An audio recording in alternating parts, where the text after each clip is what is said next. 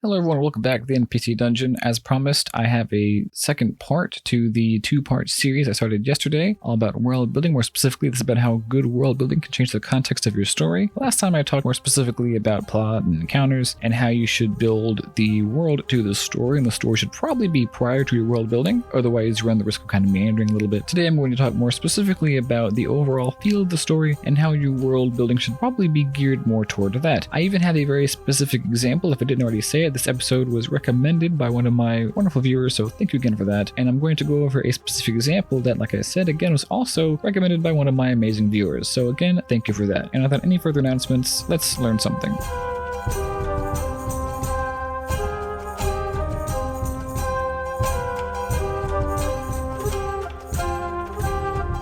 I want to say first that this point is less of a specific thing to do and more of something that you can just keep in the back of your mind while you're planning and even while you're running the game. But my point, this thing to keep in the back of your mind, is to make sure that your world building fits the context of your story. Like I said, for example, for an extreme example, let's think about a horror story versus a more lighthearted adventure. Now, obviously horror stories can take place in lighthearted settings, and those more high fantasy types of campaigns can still take place in bleak environments where the so-called horrible monsters are just kind of funny and goofy, and that can be really fun to run. But overall, I think it pays off to think about the kind of story that you want to tell and base some of what you put in your world around that. For example, the example that I started last episode with this kind of cutthroat political politics kind of intrigue plot would probably require some very specific world building, very different than if you were running some more lighthearted story. So when you're doing that, keep in mind some of the clandestine cloak and dagger kind of things that you would want when you're building your world. The same thing goes for a more classic type of high fantasy kind of adventure. Your players should be heroic and eventually gain some kind of renown, being given missions to defeat evil monsters, take down evildoers, and that'll require some more specific things as well. For just a few examples, your players will, like I said, earn renown, your players will be seen as heroes. There probably will be a few more dilemmas, but not nearly as much as you would in, for example, some kind of intrigue plot, and player death won't be nearly as much as a threat here probably. And when you're building your world, you can keep in mind those kinds of things so you know what to set yourself up for when you're making certain things to be put in the world for your players. This sounds like story, but like I said, the world should be based on the story, so it's going to sound like story. And obviously, those two examples are kind of extreme. Chances are a given campaign won't necessarily fit all of that, or neatly, nicely fit into a single category. For example, my current campaign that I'm running right now is kind of a classic fantasy adventure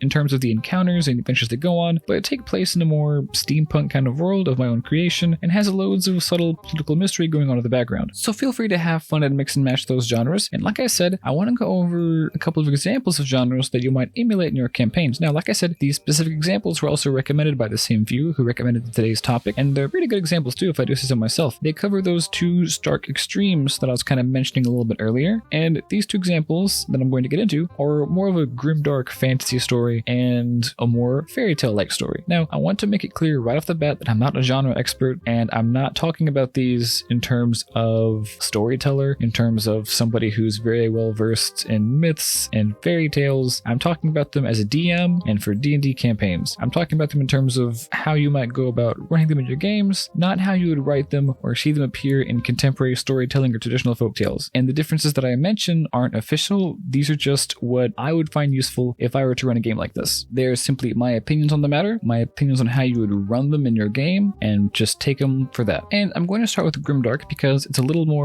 lot more complicated. I don't typically run these kinds of stories, so I'm certainly not an authority on the matter, but I do, I guess you could say, pull elements from them. It's unique in that these stories don't necessarily have to have some kind of moral to them they're trying to get at. Everyone, in this case all of your NPCs, are going to be typically in it only for themselves and usually after their own selfish interests. And even though, like I said, the idea is often seen as not really needing a moral, I still highly recommend it. This genre is known for meandering and being really hard to handle, and D&D itself and these kind of tabletop games in general meander on their own, so working in themes is incredibly important, I think, and helps kind of give you direction and combat that meandering sensation all too prevalent that I just mentioned. And there are still plenty of themes you can work with: the importance of teamwork and friendship in an unforgiving world, the importance of accountability, and I challenge you to come up with a few more that you can work with in a story like this yourself. Now, the story kind of feeds directly into your world building. These kind of stories are supposed to be kind of dark and gritty, so your world building should probably reflect that a little bit as well. A little pointer here: make sure it's not unnecessarily so. You don't want to have details that are dark just for the sake of being dark. because then why are they that way? It takes people out of the game, it doesn't do anything for the story, and it just comes off as unrealistic. And as you might have guessed, you can make sure you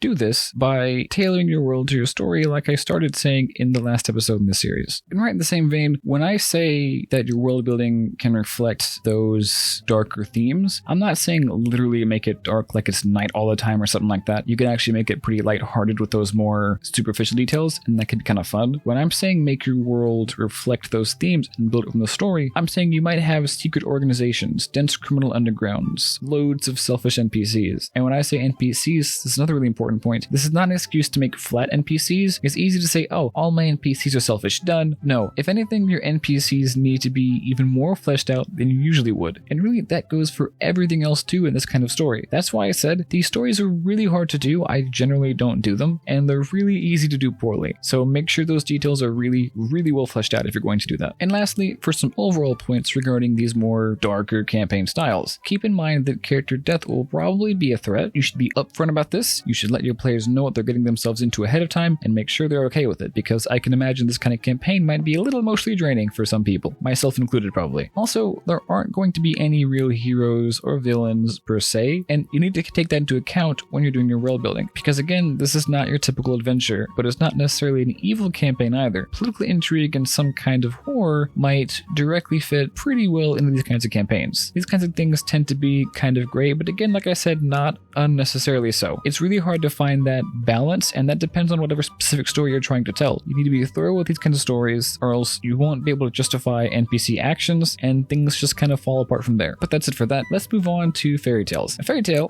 kind of campaign, on the other hand, is pretty much the exact opposite, but not necessarily in subject matter. Many fairy tales in history are known for being very, very dark. One example we all know of, the very obvious one, of the Grimm brothers compilation of fairy tales they gathered in their travels, but there are also so many other examples, and it's really incredible in a morbid and bizarre kind of way. The main reason, at least that I think, that these two genres are often seen as different is because fairy tales are trying to teach a lesson. That's the whole point. There's some kind of lesson to be learned from them. And in the context of what this means for a campaign is that your themes need to be really obvious and easy to spot. Where I said earlier that you can still have a theme in a darker campaign setting, you definitely should, but in this more fairy tale, high fantasy kind of thing, you should have really, really easy to spot themes. This might mean that you might have pretty clear villains and heroes as opposed to more gray characters. Like I said, many classic high fantasy adventure type campaigns would probably fall closer to this category. Like I said, it won't be exactly toward one category or the other. Most campaigns probably fall somewhere in the middle of these two extremes, but it'll probably be closer to a fairy tale like story. And I want to say these campaigns should probably be just a little bit lighter in terms of subject matter, because here's the thing, if you want to get across some theme or message, yeah, sure, there might be a really dark and twisted way of doing that, but why would you want to do that when you can just as easily do it in a really lighthearted, clearer kind of way? Obviously barring the characteristic dark moment that most stories often have, and other struggles that you might put your players through, like conflict, combat, etc. along the way. Hey, you gotta put them through the paces somehow. So yeah, while these kinds of stories don't necessarily have to be any lighter, it's probably best that they are. One implication of this more lighthearted route, if you do go this route, is that character death, just like the opposite of the darker stories I mentioned a second ago, probably won't be that much of a threat. In fact, it probably shouldn't be a threat at all. This falls in line with making sure the players know what they're in for. You don't want to tell them you're running a more fairy tale like story or campaign and throw all these bleak themes at them, have their characters constantly die, because yeah, that lighthearted ideal isn't necessarily what a fairy tale really is, but they'll probably be expecting it. Don't lie to your players, be clear, let them know what they're in for. And even without the risk of character death, you can still have plenty of fun. Obviously, this should be obvious. Your only source of conflict shouldn't be death. Stopping the bad guy, reconciling with the player's backstory, and coming together as a group are all examples of other types of conflicts that can be fun to play around with. My campaigns, like I said earlier, usually fall a little closer to this category, but like most, like I said a couple times by now, they probably fall somewhere more in the middle. And that's it. Like I said, I hope this was helpful, and I really hope I did it justice. Like I said, this is not my area of expertise, but I thought I'd tackle it and see if I can help some people out with world building struggles they might be having. Again, I want to thank the viewer who specifically recommended this topic, and I want to thank all of you for listening to or watching this video. And after doing this, I'm kind of back in a world building kind of mood, so come back next week, or more specifically next Friday, which is when I typically release my DIY episodes, for an episode on some tips and tricks that I use for world building, and for an episode immediately after on Saturdays, which is when I typically release my stories, for the finale, for now, of the Broodwind story. My other story this week is going to feature the backstory of a character that I more recently played, so feel free to check that out as well. As always, of course, thanks for watching, and again, until next time, let's learn something.